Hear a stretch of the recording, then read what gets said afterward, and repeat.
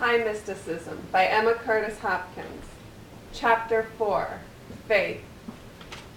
This fourth study has treatment quality for all who read it, even though they may not have heard its subject matter discussed orally.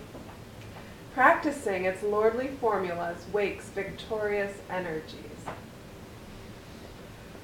Faith. Every number held profound significance to the ancients. Number 4 held the fire of convincing energy. It was the Uriel angel of divine telepathy. Beresford, the English writer, declared that he caught belief in survival after death from the mass faith at a meeting of spiritualists. He did not report that the sparkling up of the faith center in man is the waking of his hidden miracle-working genius, the great outfiguring of number 4 to Pythagoras, sign of the fertile square according to the Kabbalah, the touch of fourth-dimensional strength, the change from Moses meek to Osiris bold according to Egyptian hermetics. The fourth stone symbolic of character according to St. John of the Revelation is emerald. It was once called smaragdos and held radiations for sharpening the memory, even to the recalling of our heavenly beginnings, making us mindful of that country whence we came out, as Paul wrote to the Hebrews, assuring them of it as a country to which we may all return.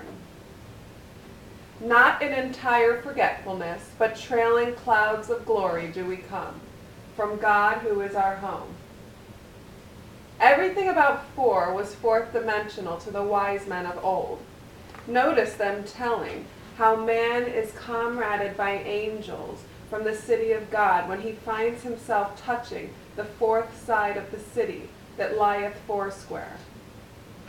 Things have never satisfied his seat of sacred starvation, nor yet noble thoughts, high statements, even the highest, nor practice of ectoplasm and its astral shadows of departed friends.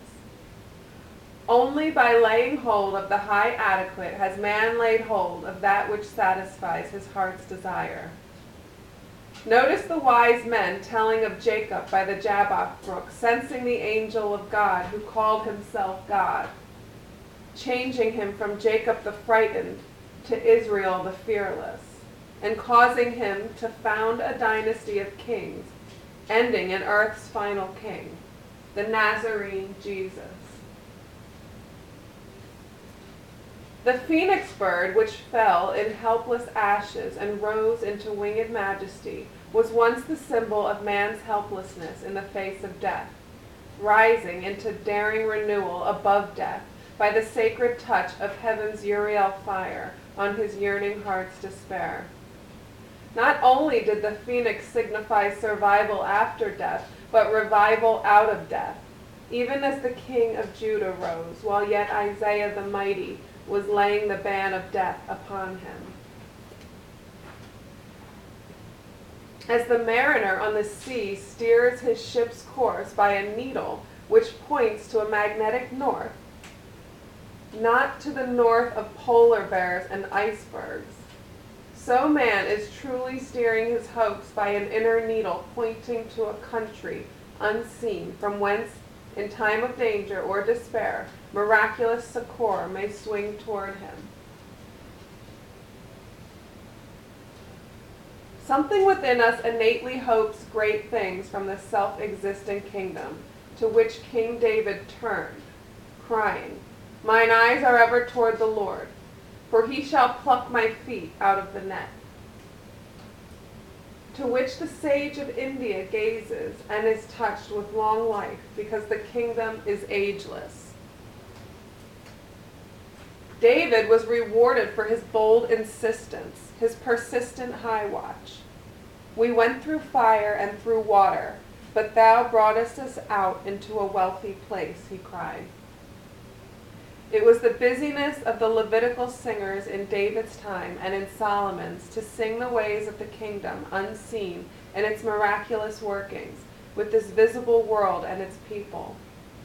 Thou shalt ride prosperously because of meekness, they chanted to the high-pitched, rich-toned sackbut of many strings. David had been meek even to sorrowing daily in his heart before the Lord of his hope, who seemed sometimes to hide his face from him. Therefore was the promise fulfilled upon him, Thou shalt ride prosperously because of meekness. I will sing unto the Lord because he hath dealt bountifully with me, he triumphantly proclaimed. There is a mystery about meekness, gentle receptivity, even when the merchants of Rome and Athens knew. As before the Christian era, they bowed their heads before unseen Mercury, the god of magistral to poverty.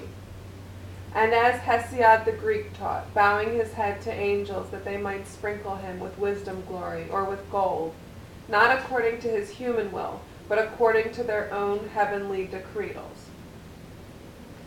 Sometimes we read that those astral pictures which Homer calls shades may meekly be yielded unto. But truly, if there is presence of King of kings and Lord of lords, with givings and workings supernal, ready to let fall upon our human lot, why choose shades of the dead? Hast thou faith? Have it to thyself before God. Had better be our starry choice on this our plain of Esdalran. So shall he give his angels mysterious ministerings in our behalf. The Levitical singers of David's time and of Solomon's time sang that the daughter of Zion should be Uriel fired with kingship. Daughter was the Levitical singer's figurative word for the most meek among the people. Was not the daughter of the old Hebrew house the most meek member of the family? Was she not handed over to her husband as docile and adoring, as seeing in him her lord, her governor, her friend? Was it not recorded that her confidence in his greatness caused him to be known in the gates, when he did sit among the elders of the land? As lighted candle lights candle, so conviction fires conviction. Elisha was lowly in his conviction of Elijah's godlike greatness, as head of the schools of the prophets of Jehovah in Gilgal and Jericho. So Elijah, showing forth that godly majesty, touched Elisha's meekly receptive being with conviction of competence, and he rose up head of the schools of prophets of Jehovah in Gilgal and Jericho. Long before the time of Elijah and Elisha, it had been taught in mystic language that we rise up with that authority before which we have been meek.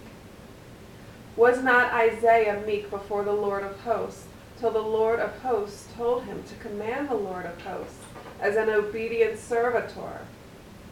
Was not Jeremiah meek before the ruler in the heavens and the earth, till the ruler in the heavens and the earth told him to show himself ruler over the nations and over the kingdoms?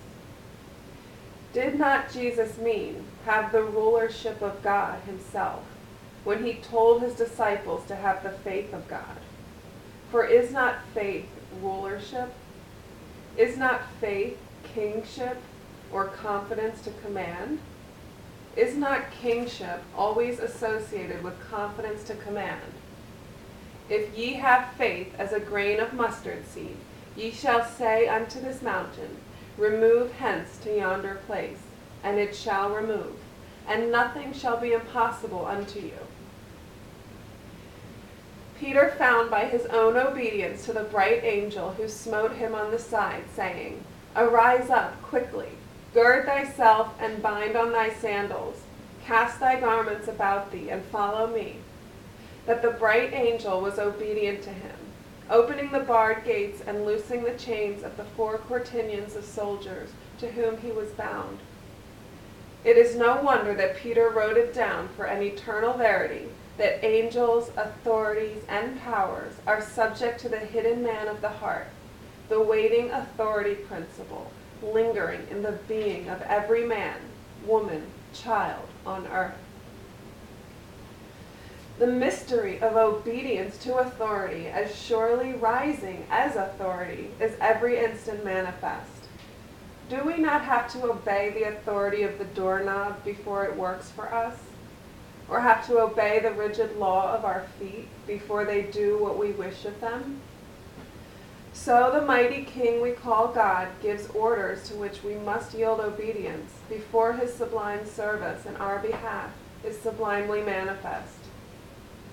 The Lord lifteth up the meek, the gently receptive, to burning God conviction, which is confidence to command, which is kingship, ever waiting to find its meek sparkling tinder within us.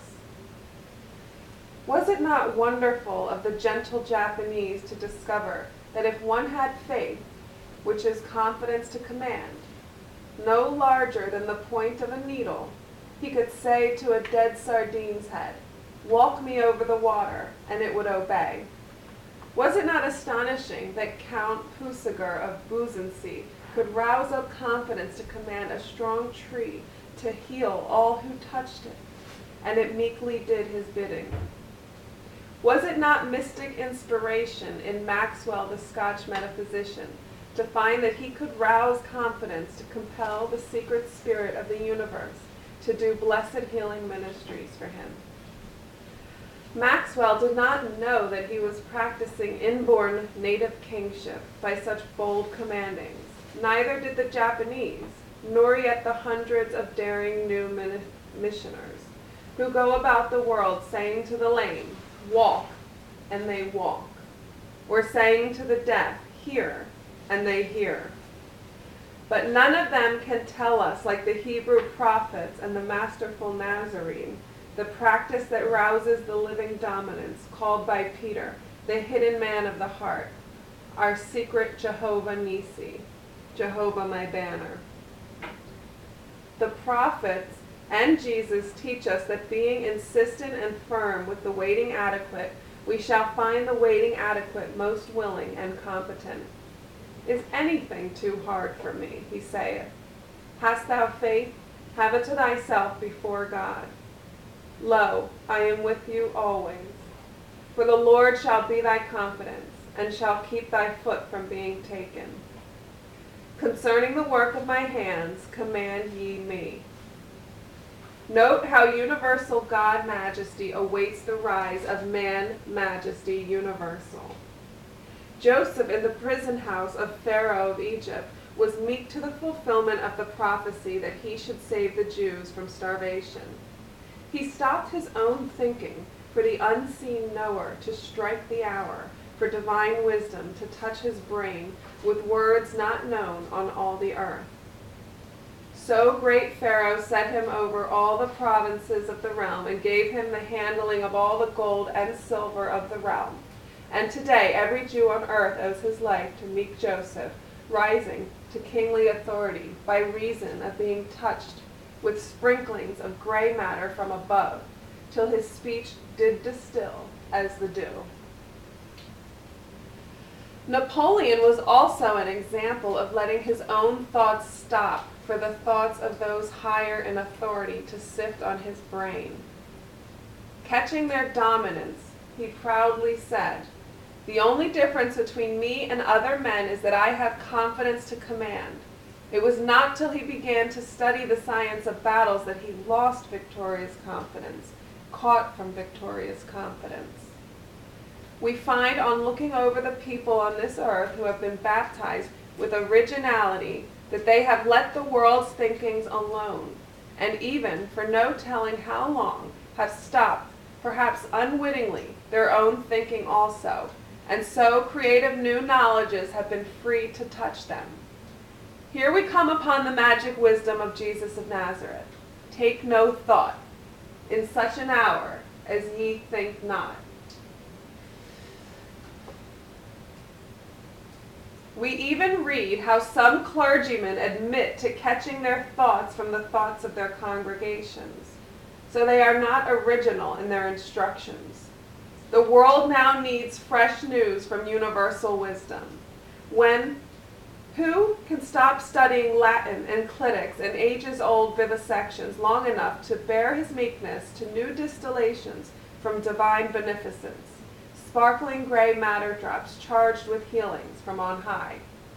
Has any heavenly distilling reached mankind from the Sultan Amrud striking off 100 Persian heads, that his physician Vesalius might watch the spasms in the muscles of the human neck?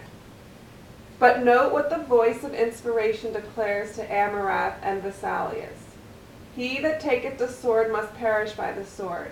He that leadeth into captivity must be led captive. High faith is confidence to command the working executive, standing up in the universe to the point of hearing as good response as Jacob, forebear of royal Jesus, heard. As a prince hast thou power with God and with men, and hast prevailed.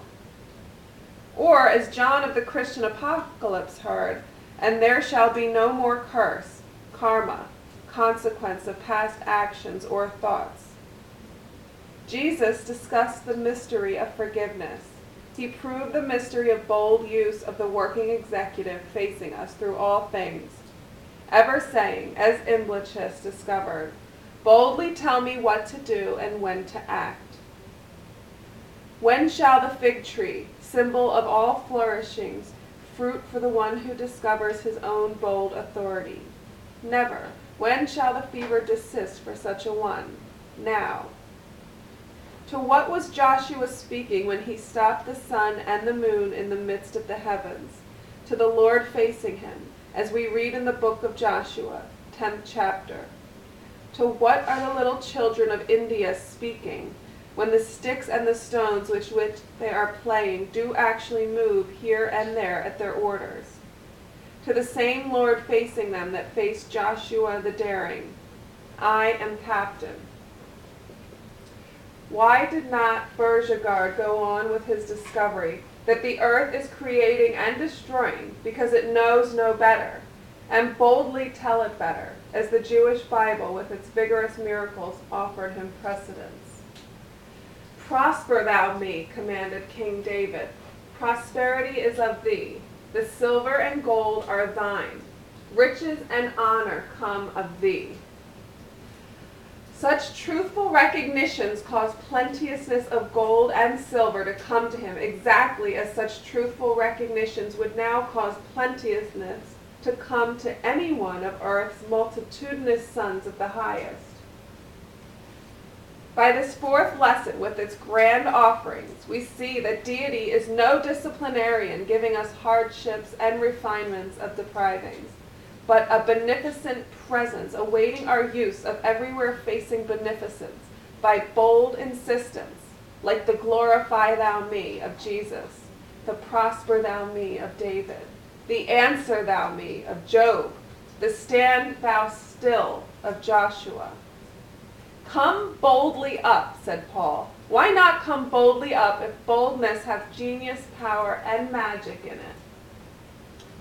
This one, everywhere and through everything facing us, is no hound of heaven, hounding us to starvation, cold, and death. Neither are we his hound dogs beaten into submission to his ceaseless disciplines. Let us take right view of him. Ask what ye will, he saith. What wilt thou, he asketh. Concerning the work of my hands, command ye me, he urges. Is anything too hard for me? I will work, and none shall hinder.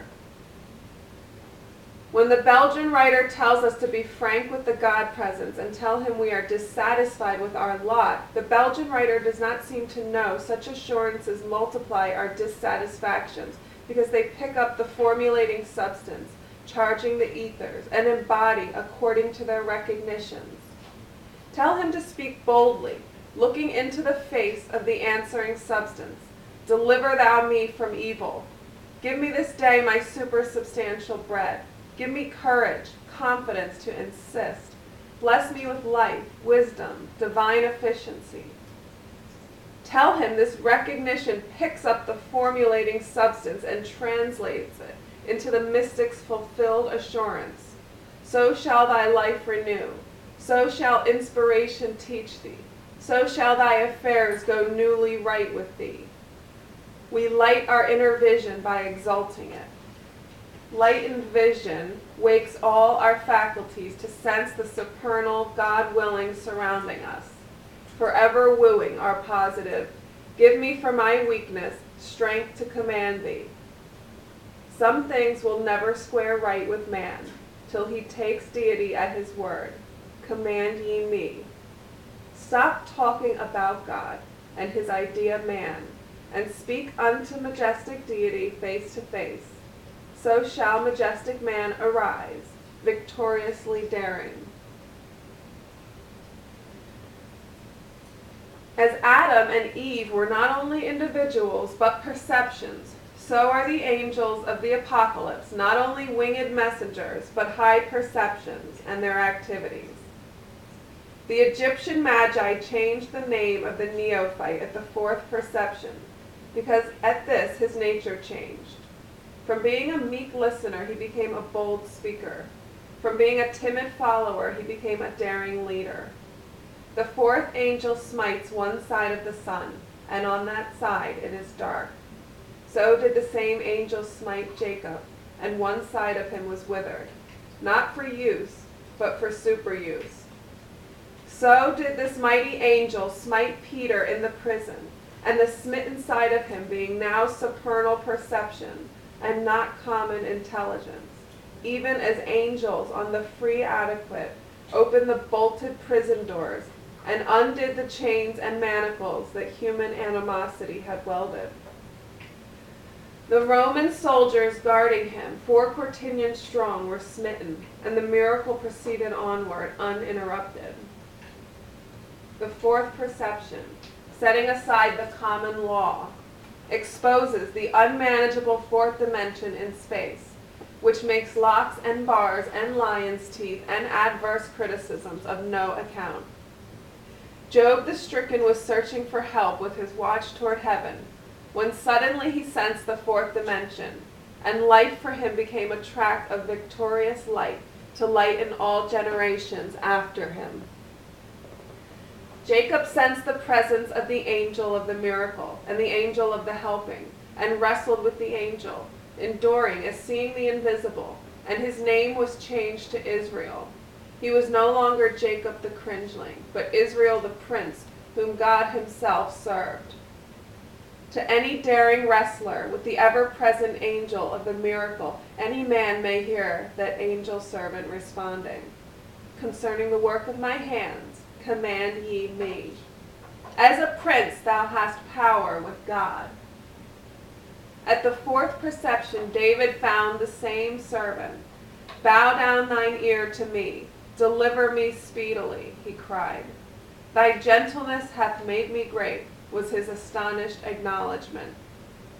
At his fourth perception, Isaiah implores all mankind to practice the formula of the fourth dispensation, whether they themselves have been entranced by the fourth angel's smiting or not.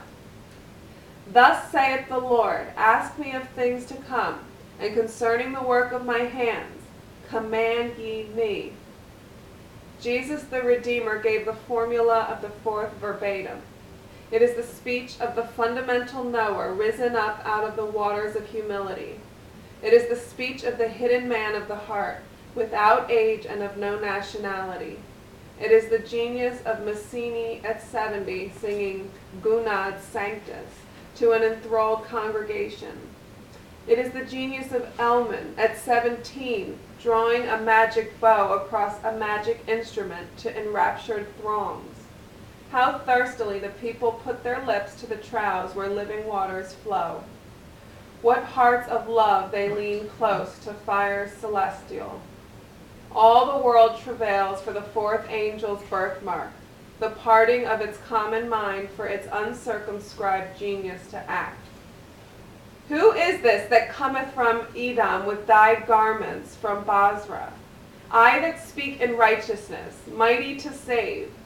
I that have dyed my language in the world of the high supernal. I that have dipped my will in the heavenly trend. I, smitten by the angel of the miracle and his delivering might. Arise up quickly, the angel says. Now am I as Jacob, not for visible, but mystical usefulness. Now am I as Peter, free spirit. A principle is a comprehensive law or doctrine from which others are derived. That is, obedience is vested in the supreme I am, or there could be no obedience in the dog or horse. Authority is resident in the King of Kings, or the general-in-chief of an army could not command with success. When Imblachus of Chalcis found that the weather obeyed him, and eagles flew hither and yon at his insistence, he supposed there must be an order of obedient invisible powers in the universe, all together at the bidding of man. By reason of triumphs which certain men of old achieved after speaking with commanding determination to their invisible gods, they sang, "Cease your fretful prayers, your whinings, and your tame petitions. The gods love courage armed with confidence, and prayers fit to pull them down. Weak tears they sit and smile at."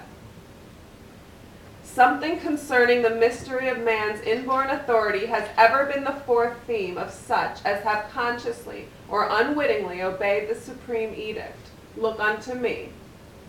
By snatches of what Luke the Apostle called sunrisings from on high, the Illuminati of the ages have known that the will to command the obedience to supreme presence rises up after obedience to the will of the supreme presence.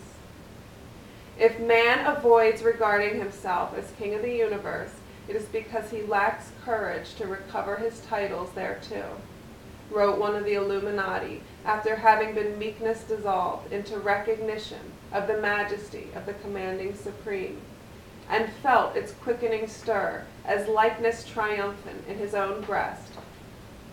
The law is plain enough. If that nature before which we have been negative, soft, meek, plastic, draws forth and stirs alive in us its own kind, it is not surprising that the meekest and lowliest of all men rose up with the bold proclamation, "All power is given unto me. I have overcome the world." It is not surprising that his disciples, catching his assurance, found that satanic tempers fled at the sound of their bold commands, and the willing angel of the miracle stood by them to save them from prisons and swords. "Tell ye the daughter of Zion, behold, kingship cometh in meekness." This is Zechariah agreeing with Jesus across the gulf of centuries. The mystic law is one, and its way is one, as mathematics is one. Does the relation of the hypotenuse to its base and perpendicular ever alter? Pythagoras sacrificed 100 oxen of rejoicing when he discovered that eternal relationship of the hypotenuse. Jesus gladly sacrificed himself to call attention of mankind to the root of divinity, the spark of identical substance, with the unconditioned absolute inherent in them, each and all. Job's saying that the root of the matter was in him had not sufficed to call the attention of men to their own absoluteness. The prophet's assurance that he hath made of one blood, or root and stalk, all the nations, had not given the serf and bondwoman inkling enough of their right to dominion over the mysterious servanthood standing up in the universe. As in mathematics, the time came in with Pythagoras for knowing that the root of the sum of the squares of base and perpendicular was forever the diagonal. So in with Jesus came the time for showing the root of divine authority, bone of bone in men forever, and their relation to the supreme goodwill occupying omnipresence. Thus saith the Holy One of Israel, and his Maker, concerning the work of my hands command ye me. Therefore, after this manner, pray ye. Give me this day my supersubstantial bread, bread for my eternally innate authority with the God that standeth in the congregation of the universe. When St. Martin tells us that it is lack of courage that keeps us from acting with kingship, he does not tell us how to rouse that courage. When Jeremiah was shown that it was a sign of arrested development to tarry as a cringeling in the face of the waiting goodwill, he did not understand that he was to instruct all the Jews in rousing their courage to speak as lords of the obedient God. He heard it as for himself only. Say not, I am a child. See, I have set thee over the nations and over the kingdoms, to throw down, to build, and to plant. But Jesus, the bloom in the garden of man, rising up out of authority-breeding lowliness, said, Speak like masters to the responsive, stately God of Lazarus, to the stately, responsive God of the man with the impotent arm, to the stately, responsive God of the mountain, to the obedient, responsive of the sycamine tree. After this manner speak ye, Thy kingdom come, thine is the kingdom forever. Stretch forth thine hand, make straight the path. His God did not over-discipline man. His God awaited man's bold insistence. Make straight my path. This is the rise of the hidden man of Job, of Joshua, of Jacob, the great triumvirate of J's on the commanding heights of courage, to command the willing omnipotence, ever whispering to all mankind, Concerning the work of my hands, command ye me. Did not Job hear the supreme authority in heaven and earth speaking with sternness? I will demand of thee, and answer thou me, over and over, till the intone of it smote his root of divinity. And he turned with the same address, I will demand of thee, and answer thou me. And is it not recorded that the Lord was pleased with Job?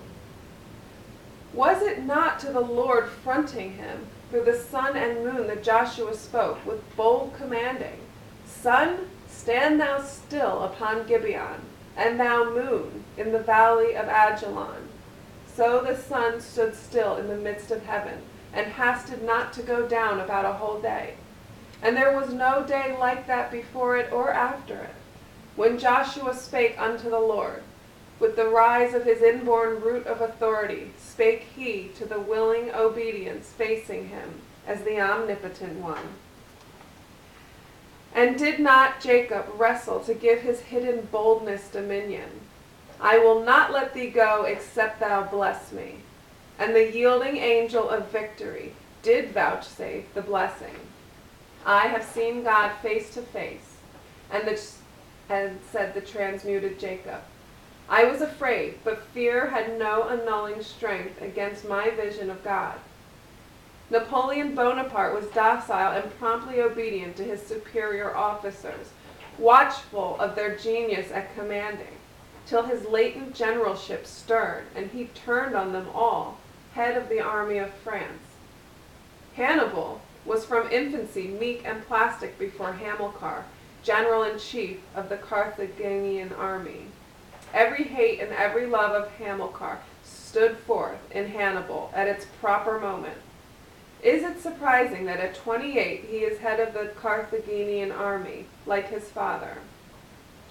How docile was Joan of Arc to the wills of the angels with whom she had converse all her life, dauntlessly repeating their directions to the awestruck generals, soldiers, and statesmen of France, till she, at the age of 16, was tête d'armée. We must choose well the objective before which our inner eye oftenest pauses.